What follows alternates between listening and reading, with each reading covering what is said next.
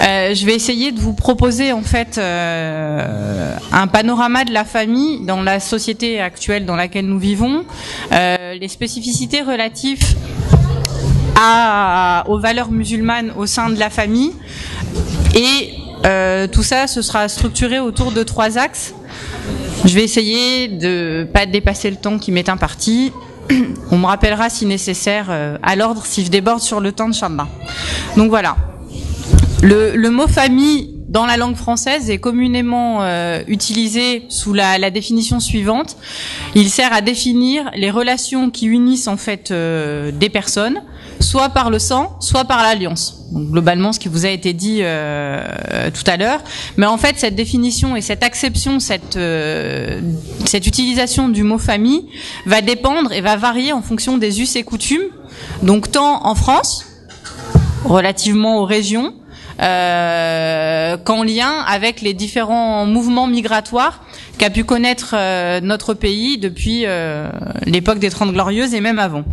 Donc, en fait, nous, la communauté musulmane.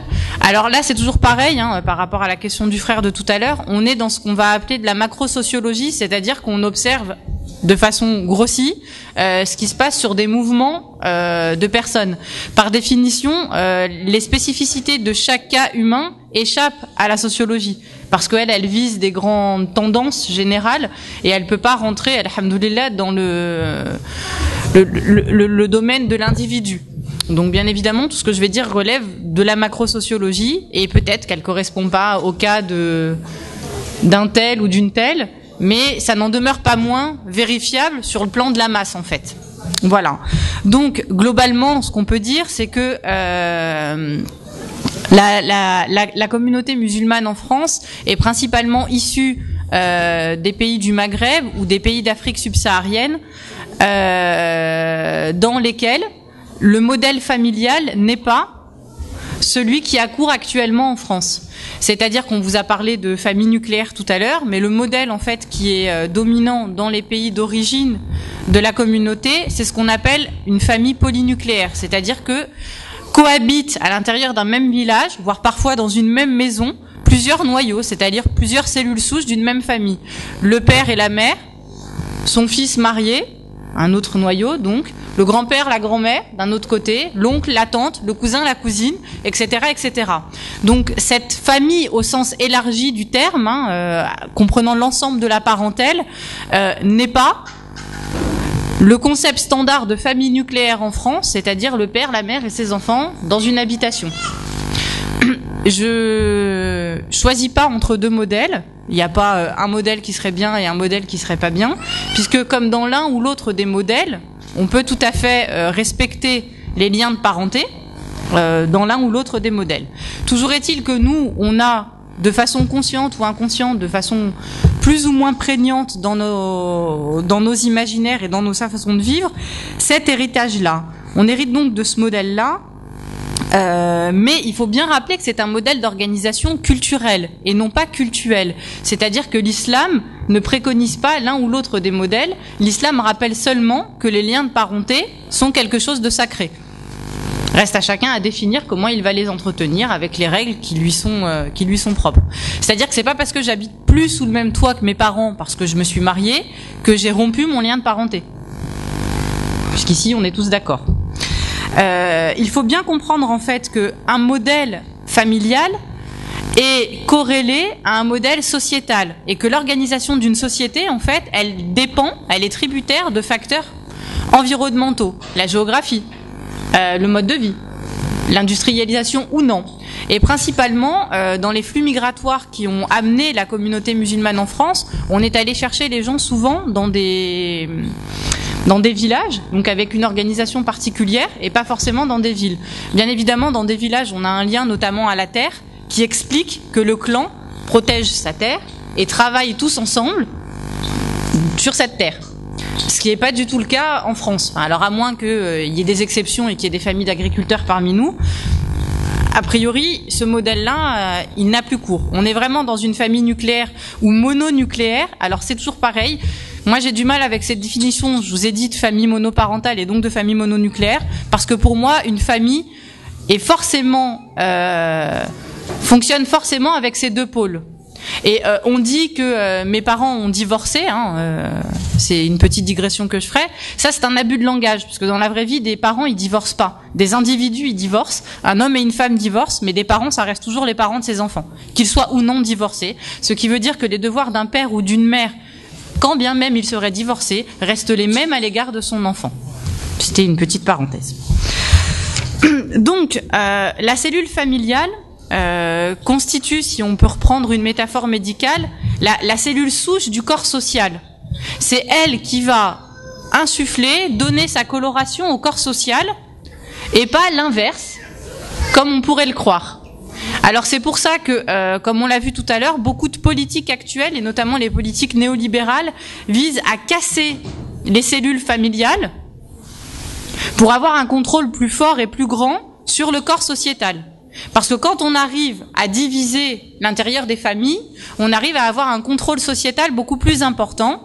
Et ce n'est pas un hasard si, bien que le divorce soit une chose permise, elle est, pour Allah Azza wa Jal, la plus détestée des choses qu'il a permises. Parce que l'atteinte à la base du fondement du contrat qui va lier un homme et une femme dans le but de créer une famille, et du coup, un homme et une femme, même sans enfants, sont déjà une famille. Parce que la capacité de procréation de cette famille-là, elle est toujours possible. Et c'est dans cette construction que va se construire le corps social. Donc ça nous amène à penser, en fait, la famille comme lieu premier des apprentissages. C'est vraiment dans le cercle de ma famille restreinte, donc là, je vais utiliser le terme famille au sens restreint du terme, le père, la mère et les enfants, même si évidemment le reste de la parentèle contribue à l'éducation des enfants, mais sont responsables de l'éducation de leurs enfants prioritairement le père et la mère de ces enfants. La structuration des individus passant par la sphère familiale, toute fissure, tout accroc, tout problème qui va heurter cette cellule familiale va avoir des conséquences sur le fruit de cette cellule familiale et donc sur le corps social. On rappellera à toutes fins utiles qu'en psychologie notamment, avant même de vérifier quand on amène un enfant considéré comme à problème, on s'intéresse pas d'abord à l'individu, on s'intéresse à son background familial, à son histoire familiale. Parce que c'est dans son histoire familiale que souvent on va trouver les causes ou du moins les explications au caractère déviant ou problématique de l'enfant. Donc l'enfant, avant d'avoir des problèmes, enfin quand je dis l'enfant, c'est souvent les adolescents, qui vont poser des problèmes délictueux, on va dire, mais souvent c'est dans l'organisation familiale qu'il va y avoir eu un raté à un moment, un cadre pas mis, un problème non traité. Bref, la multitude des problèmes peuvent être nombreux, qui vont amener l'enfant à avoir mal à sa famille, si je puis dire, et donc à avoir mal dans la société.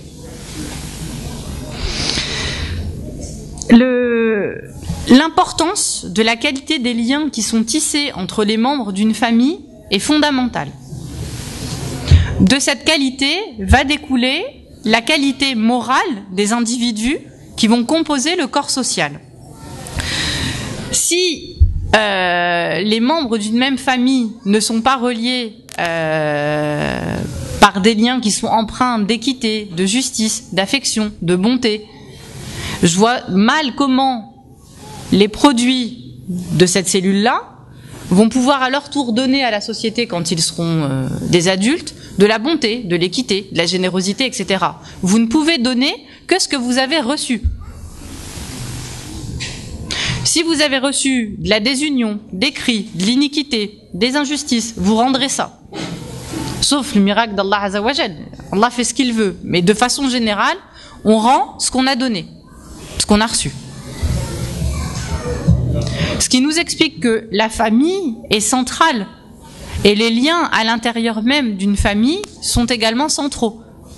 Et il faut donc y déployer une énergie extrêmement importante et extrêmement forte pour espérer recueillir à terme les fruits de ce que vous aurez semé.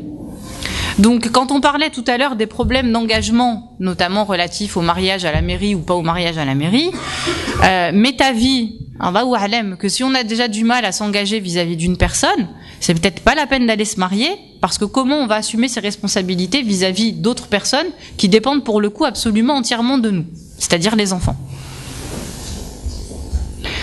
La question des enfants, elle doit se poser dans un couple avant même que l'enfant paraisse, je dirais.